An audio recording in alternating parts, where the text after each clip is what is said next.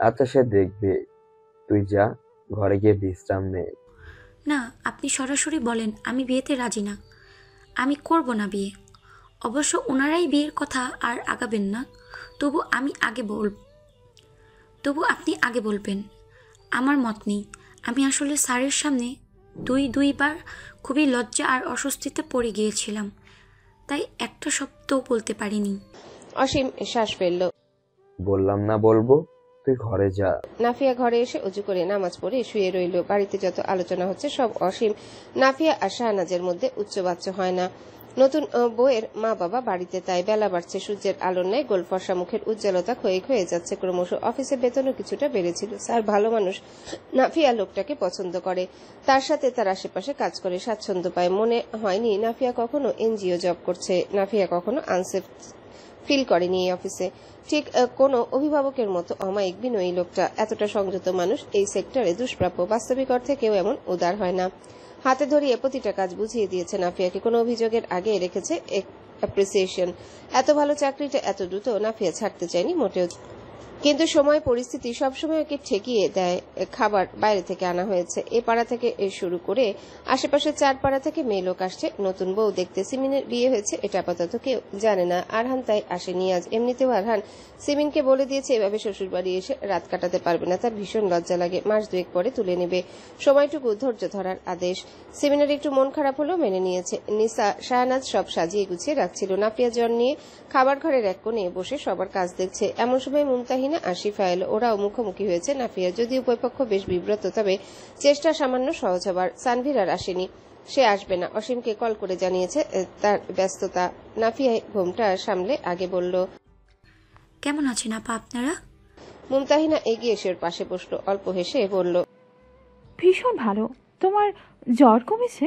নাফিয়া মাথা নাড়তে চাইল। মুমতাহিনা কোনো বিব্রত আবহাওয়া চান না এই বাড়িতে। কিছুক্ষণ আগে তারা এই বাড়িতে এসেছিল, অসীমের কাছে ভাইয়ের বিয়ের কথা তুলেছিল। এটা তারা সম্পূর্ণ ভুলে যেতে চায়। নিজেকে অতি সহজ আর আন্তরিকতা দেখাতে নাফিয়ার কপালে হাত রেখে আবারও জ্বর মাপল সে। নাফিয়াও একটু স্বস্তি পেল এতে। যাই হোক, আজকে সন্ধ্যাটা অন্তত সংকোচে লুকিয়ে লুকিয়ে থাকতে হবে না তাকে। বাড়িতে এত মেহমান আসছে বউ দেখতে, লুকিয়ে থাকার জায়গাও ছিল না। নতুন বউয়ের জন্য শপিং করা শেষ। শপিং এ এসেছে সিমিন, সাদ আর সাউকি। টাকা দিয়েছে অসীম। 3 ঘন্টায় সব গুছিয়ে লাগেজ হয়েছে দুটো বেশ বড় বড়। সাউকির মধ্যে ব্যস্ত ভাব লক্ষ্য করা যাচ্ছে। বারবার ঘড়ি দেখছে। তাকে মাগরিবের আগে বাড়ি ফিরতে হবে। আশেপাশে অশিক্ষিত মহিলা দিয়ে ভরপুর, যারা কোনো বাড়িতে নতুন বউ দেখতে গেলে মুখ চালাতে পটু। ছিটকিনি ভাঙা ল্যাট্রিনের মতো মুখের দরজাটা যখন তখন খুলে যায় এদের। আর কথাবার্তা থেকে আসে গুয়ের মতো দুর্গন্ধ। নতুন বউয়ের রং, চেহারা, যোগ্যতা নিয়ে বৈঠক বসিয়ে দেয় তার সামনে। একেবারও এই নির্দয় মহিলারা বুঝতে চায় না তারা যাকে রং, উচ্চতা, যোগ্যতা দিয়ে তাদের বিচারে উঁচু নিচু করছে, সেই মেয়েটি এখন বসে আছে দু চোখ ভরা নিরেট খাঁটি স্বপ্ন নিয়ে। এখনো হয়তো মনে মনে ভাবছে, লজ্জা পাচ্ছে। সে যেমন দেখতেই হোক বা তার স্বামী তাকে উন্মাদ হয়ে ভালোবাসবে এইটুকু প্রত্যাশা যার বুকে, সেই মেয়েটিকে এরা সংসার শুরুতেই অযোগ্য প্রমাণ করতে উঠে পড়ে লাগে। নাফিয়া ভাবির বিয়ের সময় দেখেছে সাউকি, তখনই শিখেছে নাফিয়া ছিল এই বংশের মধ্যে সবচেয়ে সুন্দরী বউ, তথাকথিত সৌন্দর্য বিচারিত বউ। এই মহিলাগুলো এসে খুদ ধরেছে ভাবির। এদের হাত থেকে নিজের বউকে বাঁচাতে হবে সাউকির মেজাজ খারাপ হবে আজ উল্টাপাল্টা কিছু দেখলেই। সাদ গাড়ি ডাকলো একটা। এমন সময় শপিং সেন্টারের সামনে দাঁড়িয়েছে আরহানের বাইক। সিমিন বাইরে এসেছে শুনে তার সাথে দেখা করতে এসেছে। সাদের কাছে অনুমতি চাইলো কিছুক্ষণ ঘুরে সিমিনকে বাড়িতে পৌঁছে দিবে। সাদ যাতে অসীমকে ম্যানেজ করে। শহরে আজ বৃষ্টি হচ্ছে, এই বৃষ্টিতে কোথায় ঘুরতে যাবে এটাই প্রশ্ন। তবে সাদ করল না।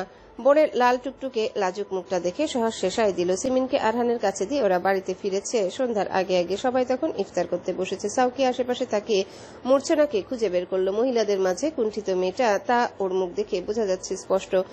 সারা গায়ে সোনার গয়না, মাথায় ঘোমটা টেনে মাথা নিচু করে সবার কথা শুনছে। কেউ কিছু প্রশ্ন করলে জবাব দিচ্ছে। সাউকি ঘাটালো না পরিস্থিতি, নিজের কাজে মন দিল। ভাইকে সাহায্য করলো ইফতারি সাজিয়ে দিতে প্রতি প্লেটে। মুমতাহিনা শিফা ইফতার শেষে একটু জিরিয়ে অসীমকে এসে বলল, চাচা, এবার তবে আমরা উঠি। আমরা কাল সকালে একটু বাড়ির জমি মাপতে যাব। আপনি একটু থাকবেন দয়া করে। আর চাচা। একটু বিরতি নিয়েছে মুমতাহিনা। অসীম বোঝে সব, তাকে আর বলতে হয় না। শুকনো হেসে নিজে থেকেই বলে, আচ্ছা যা, ভালো মেয়ে পেলে জানাবো তোদের। শাহিদের বাচ্চা এসেছিল ওর পেটে? মুমতাহিনা জানতে চাইলে বুঝতে পারে প্রশ্নটা করা উচিত হয়নি। ও দ্রুত জিভ সামলে নিয়ে চলে গেল। নাফিয়া অদূরে দাঁড়িয়ে আছে, জায়গা বসার ঘরের ড্রেসিনের কাজটা না চাইতেও মুমতাহিনার কথা শুনতে হয় ওকে। ওর মুখ চোখ ভীষণ শান্ত। অসীম ওকে মিনিট খানেক দেখে চুপচাপ তারাবি পড়তে বেরিয়ে গেল। মহিলা মেহমানরা সব বিদায় হবার আগে বইয়ের পয়নামা খুলে দেখানো হলো। নাফিয়া খুবই সাবলীল আচরণ করছে। সন্ধ্যা থেকে ওর জ্বরও কমেছে অ্যান্টিবায়োটিক খেয়ে। চেহারায় কোনো উত্তাপ নেই। নতুন বইয়ের জন্য কয়টা শাড়ি, কয়টা সালোয়ার স্যুট, কসমেটিক সহ কিরকম এনেছে এগুলো ব্যাখ্যা করছে। আবার পাড়া মহল্লার কাকিরা আবার সেসব দেখতে বড্ড আগ্রহী থাকে। সব খুলে দেখা থেকে হঠাৎ একটা প্যাকেট হাতে তুলে নিসা ওটা কেড়ে নিল নাফিয়া থেকে ফিসফিসিয়ে। এটা দেখিও না, ঝামেলা আছে। নাফিয়া প্যাকেটটা কাউকে দেখালো না, তবে নিজে দেখলো। একটা সুন্দর রাতের পোশাক, লাল খয়েরি রঙের। ওর চোখ দুটো গোল্লা গোল্লা হলো বিস্ময়ে। নিসাকে বলল, কে কিনেছে এটা? নতুন বউয়ের পায়নামা নাইটি দেওয়ার রীতি কবে থেকে চালু হলো এই বাড়িতে? নিসা মুখে ওড়না চেপে হাসছে। যার বউ সে কিনেছে। আমি তখন লাগেজ খুলতে গিয়ে দেখলাম। সিমিন আপুকে কল করার পরে বলল শাওকি ভাইয়া শপিং এর মাঝে হঠাৎ কোথাও চলে গিয়েছিল। পরে এই প্যাকেটটা হাতে ফিরে এসে চুপ করে লাগেজে রেখেছে। এক চোট হাসে নাফিয়া প্যাকেটটা নিসার হাতে তুলে দিয়ে বলে, অথচ আম্মা সবসময় আব্বাকে বলতো শাওকি এখন বিয়ে দিয়ে কি করবে, শাওকি বিয়ের কি বোঝে, যা গিয়ে নাইটি আম্মাকে দেখিয়ে আয়। এই ছেলে বিয়ের একদিনেই ভীষণ চালু তো। ইস, সো স্যাড ফর মূর্ছনা। হাসছে ওরা। বাদবাকি মহিলারা বিদায় নিল একটু পরে। রাতে আজ কারো বিশেষ খাওয়া হবে না। মূর্ছনার বাবা মায়ের সাথে আড্ডা দিতে দিতে অসীম বারবার ঘড়ি দেখছে। রাত এখন 9টা বাজে। বাইরে প্রচন্ড বৃষ্টি, অথচ সিমিন ফেরেনি। বারবার সাদকে বলছিল, তুই বলেছিলি একসাথে ইফতার করে সিমেন্টকে নামিয়ে দিয়ে যাবই, বৃষ্টিতে আটকা পড়লো না তো? সাদ বাবাকে মাঝে মাঝে চিনতে পারে না। এই লোক মাঝে মাঝে খুবই অদ্ভুত আর অবুঝের মতো কথা বলে ফেলে। সিমিন আজ বাড়িতে ফিরবে না, কারণ সে তার স্বামীর সাথে আছে। এটা তো একটা বাচ্চাও বুঝে। তবুও অহেতুক চিন্তা। ও বাবাকে শান্ত করতে সিমিনকে কল করলো। ফোনেই বোঝা যাচ্ছে ওদিকটায় বাজ পড়ছে। সাদ লজ্জায় কিছু জিজ্ঞাসা করতে পারলো না। বোনকে ফোনটা ছুড়ে দিল নিসার হাতে। নিসা বলল, তুমি ফিরবে না আপু? কি করে ফিরবো ভাবি? বৃষ্টিতে ভিজে দুজন কাঁপছি। ভাবি, মামিকে একটু বলো না যাতে মামাকে বলে পারমিশন দেয়। এখান থেকে ওনার অ্যাপার্টমেন্টটা খুব কাছে তো। একটু বসি গিয়ে কিছুক্ষণ, বৃষ্টি থামলে আমি চলে আসবো, তাতে যত রাত হয় হোক। নিসা হাসতে লাগলো। সিমিন মুখ মুছে নাক কুচকে বলল, হাসছো কেন? আমি সত্যি আসবো। আমাকে উঠিয়ে দেয়নি এ আমি জানি। নিসা জবাব না দিয়ে কল কেটে দিল। সিমিন তখন কাঁপছিল গ্রাউন্ড ফ্লোরে দাঁড়িয়ে। আরহান বাইক পার্ক করে রেখে এসে বাড়ির চাবি বের করে গম্ভীর গলায় বলল, এসো। বলছি, পারমিশন দিয়েছে মামি কিছুক্ষণ এখানে থাকতে, কিন্তু আমার জামা অল্প করে ভিজেছে যে। আপনার বাসায় তো মেয়েদের জামা নেই, ভেজা জামায় বসে থাকবো? আরহানের কথাটা শুনে অস্পষ্ট হাসলো। সিমিনের হাতে পায়ে সংকোচ। ওর বেশ লজ্জাও লাগছে। মাথায় নতুন বিয়ের ঘোর। বিশ্বাসই হয় না ওদের বিয়ে হয়েছে। অ্যাপার্টমেন্টে ঢুকে সিমিন ঘরময় পায়চারি করে সবটা দেখলো। একদম পরিপাটি একটা সংসার। মনে হচ্ছে এলেই রাত্রে বসে যেতে পারবে। মার্কেট ঘুরে ঘুরে নতুন বাটি কিনতে হবে না সিমিনকে। আরহান নিজের কাবার থেকে ওর ধোয়া ট্রাউজার আর টি শার্ট বের করে সিমিনের হাতে দিল। সিমিন অনেকটা লজ্জা পেয়ে চোখ নামালো। আরহান চুপচাপ ওকে চেঞ্জিং কর্নার দেখিয়ে দিয়ে নিজে তারাবি পরে নিল। সিমিন কাপড় বদলায় বেশ সময় নিয়ে। যত সময় যাচ্ছে ওর খুব মন খারাপ হচ্ছে। লোকটাও কিছু বলেনি। বাড়ির লোকও মুখ ফুটে বলল না এখানে থেকে যেতে। আজ রাতে থেকে গেলে কি এমন হতো? উঠিয়ে দেয়নি তো কি হয়েছে? ওর বদনাম হয়ে যেত? মানুষটা তোর স্বামী তো। সিমিন মৃদু শ্বাস ফেলে বেরিয়ে এসে স্ত্রী মেশিন চেপে চেপে শুকিয়ে নেয় সালোয়ারটা। আরহান নামাজ পড়ে উঠে টুপি খুলে দুজনের জন্য স্যুপ বানায়। সিমিনের ভার মুখ দেখে ঠোঁট টিপে হেসে বলে, বাইরে বৃষ্টি থামতে বেশ দেরি হবে, তোমরা বাসায় পৌঁছাতেও দেরি হবে, খেয়ে নাও। সিমিন স্যুপটাকে আরহানের টেবিল ঘেটে ওদের ক্লাসের হায়ার ম্যাথ বইটার খাতা নিয়ে বসলো। মুখ ভার রেখেই বলল, আমি ততক্ষণে ম্যাথ করি, আজ পড়া হয়নি। আরহান গিয়ে মেয়েটার পাশে বসলো। অপলক মুখটা দেখে হঠাৎ সিমিনের হাতের উপর একটা হাত রাখতে সিমিন কাঁপলো। তবে হাতটা সরিয়ে নিল ও চাপার আগে। যে পুরুষ নিজের বউকে একটা রাত নিজের কাছে রাখার দাবি জানাতে পারে না লজ্জা ভেঙে, সেই পুরুষের স্বল্প সময়ের আনন্দ হতে চায় না। ও দূরে থাকবে আজ। ওর আঙ্গুলটাও ধরতে দেবে না এই লোককে। স্যার, আমাকে এই ম্যাথটা দেখিয়ে দিন। সিমিনের গম্ভীর কথায় আরহান হাসছে। সিমিনের রাগ বাড়ছে। মানুষটা যত কাছে আসছে ওর অবলা চাহিদা জাগছে। মানুষটার গায়ের ঘ্রাণে মিশে যেতে মন চাইছে। তবে সিমিন সরতে চাইল। আরহান ওর হাত টেনে বলল, আজ তোমার ছুটি, অঙ্ক করতে হবে না। ও আচ্ছা তাই? তবে আমি আপনার ঘরটা একটু ভালো করে দেখি, এরপর বৃষ্টি থামলেই চলে যাব। উঠতে চাইল সিমিন, তবে সফল হয়নি। কয়েক সেকেন্ডের মধ্যে তার স্থান পরিবর্তন হলো ও ভারী শরীরটা নিচে চাপা পড়ল। ঠোঁট কাঁপছে সিমিনের, নাকের পাটা ফুলছে কমছে। আরহানের সহজ কামুক দৃষ্টি দেখে হঠাৎ আহ্লাদির মতো কেঁদে দিয়ে বলল, আজ আমি কোথাও যাব না এখান থেকে। আপনি শ্বশুর বাড়ি থেকে পারমিশন আনেন বা না আনেন সেটা আপনার ব্যাপার। আজ রাতে আমি কোথাও যাব না। আরহান ন্যাকা কান্না দেখে কিছুক্ষণ হাসলো, বলল, তোমার কি মনে হয় এই সম্পর্কটা কারো পারমিশনের ধার দিয়ে আছে এখনো? সিমিনের আহ্লাদ তপ্তরিয়ে বাচ্চে ফুপিয়ে বলল, আপনি তো বাড়িতে কল করে কিছু বললেনও না। আমি একটা মেয়ে হয়ে আর কত নির্লজ্জ হব। আমি যাব না, কেউ ফোন করলে যাব না মানে যাবই না। সিমিনের গায়ে টি শার্টের বোতামগুলো অল্প কয়েক সেকেন্ডে আরহান খুলে ফেলে বলে, যেতে হবে না, আজকে কেউ তোমাকে নিয়ে এলে যেতে হবে না, আজকে কেউ তোমাকে নিতে এলে খুন হয়ে যাবে আমার হাতে। ব্যাগপত্র গুছিয়ে মূর্ছনা রুমে নিয়ে নাফিয়া আর নিসা বসলো। তারাবি পরে সব কাজ শেষে রিল্যাক্স তারা।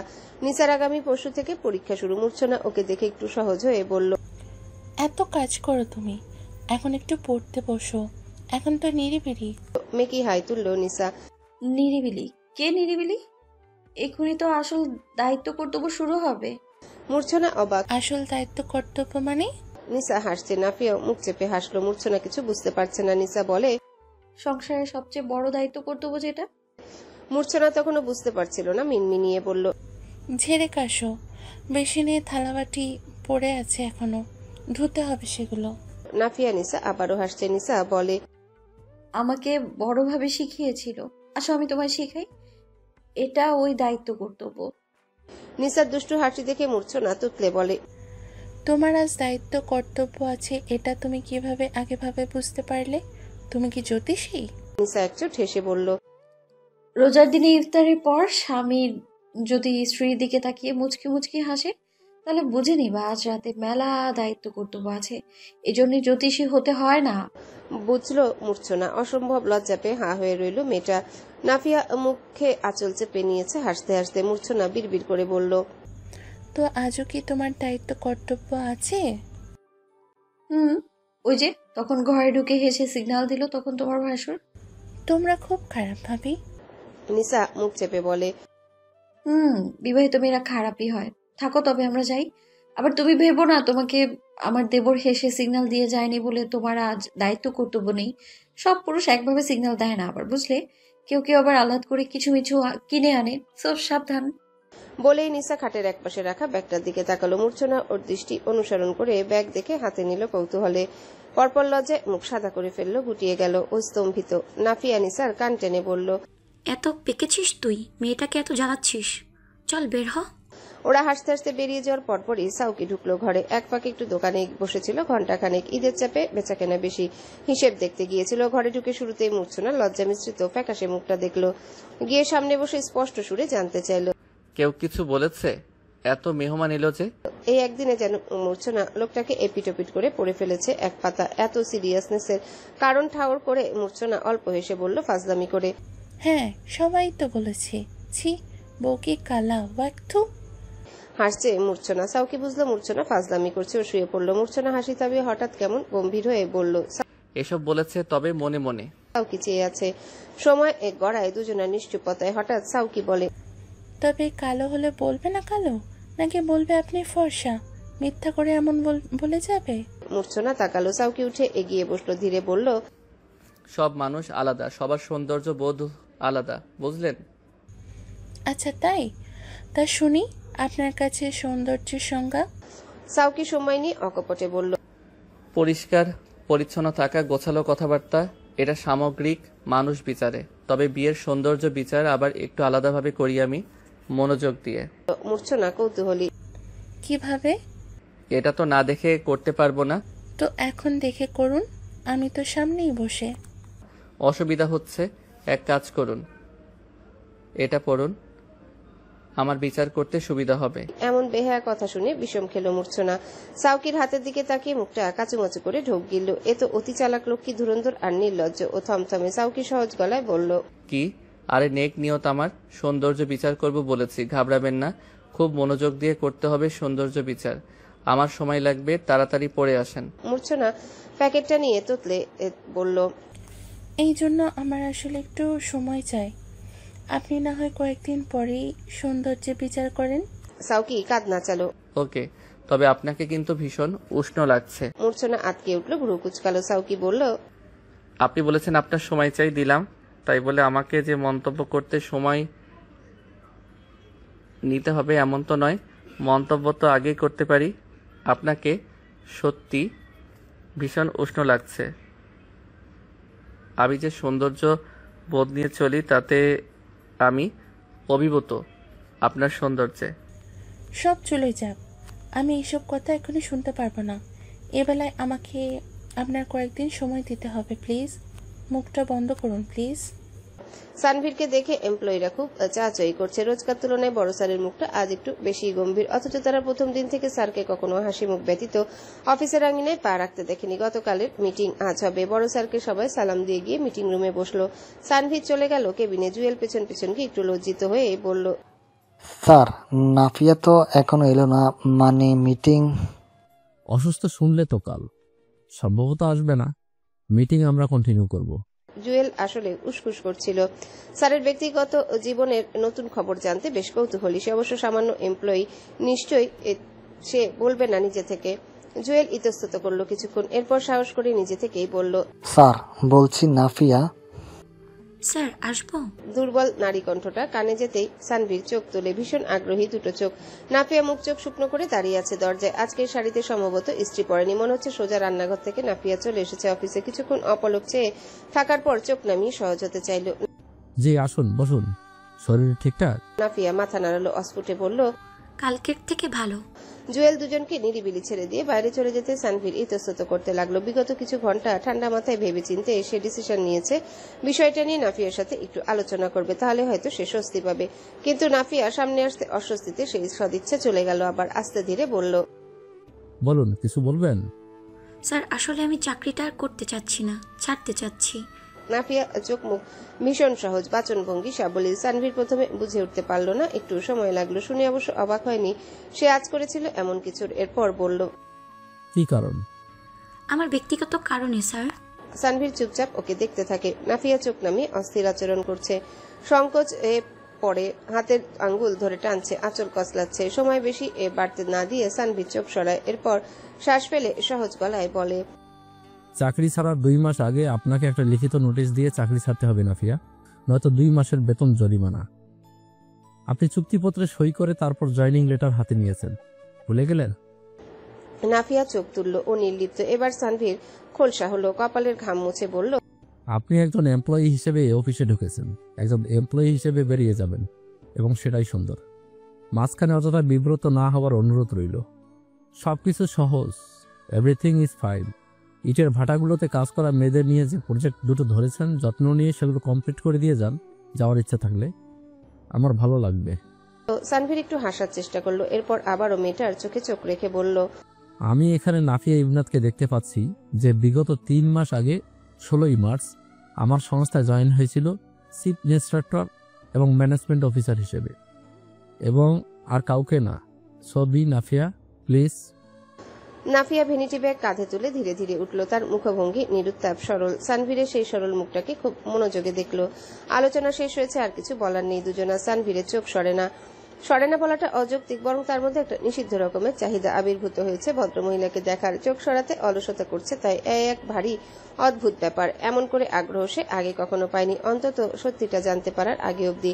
ভদ্রমহিলার সরল মুখটা সে দেখেছিল, তবে ঠোঁটের নিচে ভীষণ সরল একটা তিল রয়েছে, এটা কখনো চোখে পড়েনি। ধাপ করে আগ্রহ আর কৌতূহলের মাত্রা বাড়ার কারণটা বড্ড রহস্যময়। ওর নিজেকে সংযত করার প্রচেষ্টা বেগতিকভাবে চলমান। সময় গড়াতেই চোখ নামায় যখন, চোখে আবার চোখ পড়ল নাফিয়ার। নাফিয়া উঠে দাঁড়িয়ে শুকনো হাসি দিয়ে বলল, আমি আপনাকে জানাবো স্যার। তবে ভ্রুযুগল গুটিয়ে এলো সানভীরের। আবার তবে? তবে কেন? নাফিয়া একচোট শ্বাস নিয়ে বলল, আমি আপনার কাজিনের এক্স, আমি ডিভোর্সি, এক ফেল নামিয়ে। এ কারণে আপনার ফ্যামিলি প্রস্তাব দেওয়ার পরও আবার এসে না করেছে। এইরকম একটা অপ্রীতিকর ব্যাপারে হীনমন্যতায় ভুগে আমি চাকরিটা ছাড়তে চাচ্ছিলাম। বিষয়টা এমন নয়, আমি মোটেও হীনমন্যতায় ভুগিনি, কারণ আমি নিজেকে অনেক কিছু মনে করি। অ্যাকচুয়ালি আমি নিজেই বিয়েতে আগ্রহী নই, এবং আই ডোন্ট কেয়ার কে আমাকে নিয়ে কি ভেবে কি ডিসিশন নেয়। The only thing eye care about, এবং আই ডোন্ট কেয়ার কে আমাকে নিয়ে কী ভেবে কি ডিসিশন নেয়।